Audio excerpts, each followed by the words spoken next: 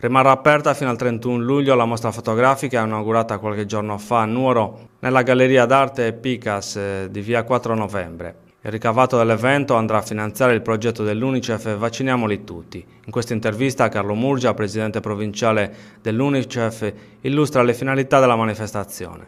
Tutti i bambini che vengono colpiti dalle terribili malattie endemiche di quei paesi e che noi nei paesi occidentali siamo riusciti a debellare attraverso le vaccinazioni, però ancora il 20% dei bambini devono essere vaccinati perché terribili calamità come la polio e altri disturbi vengano definitivamente debellati.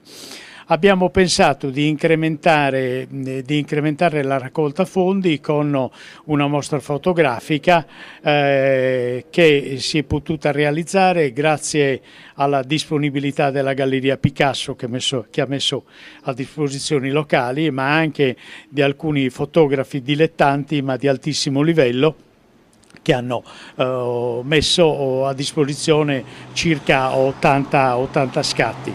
Dottor Giraldi, ragionier Secchi, il figlio di dottor Giraldi.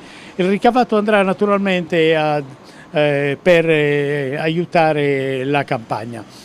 Devo dire che la città di Nuoro e la provincia di Nuoro ancora una volta, nonostante il reddito medio pro capite sia tra i più bassi di tutta Italia, quando si tratta di manifestazioni di volontariato è sempre al primo posto e riesce a raggiungere in qualche modo gli obiettivi che si propone. A settembre-ottobre abbiamo intenzione di rimettere in piedi un'altra mostra sempre all'interno di questa campagna, insomma, che integra le altre due campagne che abbiamo appena concluso e che però sono ancora in itinere.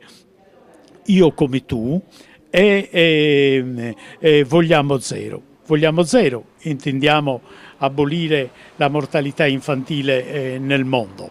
Io come tu proclamiamo ancora una volta che tutti i bambini devono essere uguali davanti alla legge, anche i bambini stranieri. Ecco perché per fortuna domani finalmente, dopo 2 anni di elaborazione, il Consiglio Comunale di Nuoro attribuirà la cittadinanza onoraria ai bambini stranieri, figli di stranieri, però nati a Nuoro. Saranno una ventina o una trentina di bambini che sono nati a Nuoro, ai quali il Comune di Nuoro attribuirà la cittadinanza onoraria.